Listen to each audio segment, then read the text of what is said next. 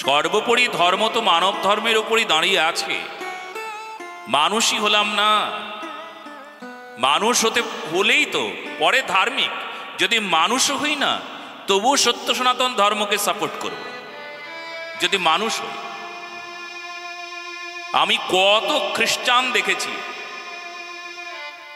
আমি কত ইসলাম ধর্মের দেখেছি,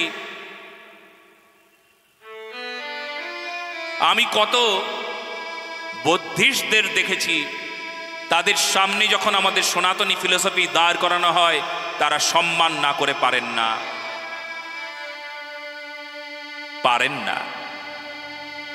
কারণ এটাই তো আদি, এটাই তো শক্তি, এটাই তো সম্পত্তি। পরবর্তীতে যা কিছু আছে সব তো বানানো, সব তো পন্থা, মত, পথ। ধর্ম তো একটাই।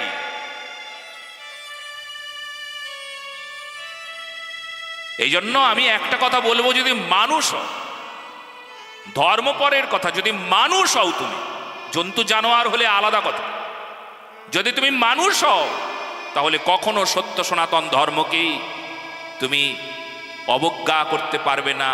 ত্যাগ তো দূরের কথা, বলো না গো রাধে রাধে।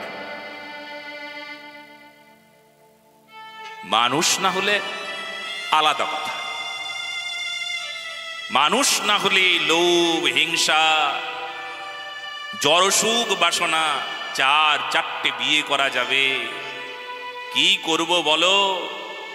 এই সংখ্যালঘু হয়ে বাংলাদেশে আছি, চাচার মেয়েরে ভালোবাসি, চাচিরেও কইতে পারি না।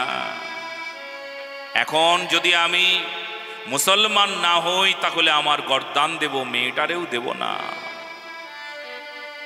লোভে পাপ, পাপে মৃত্যু। আরে মূর্খ মানুষ, মানুষ মানুষ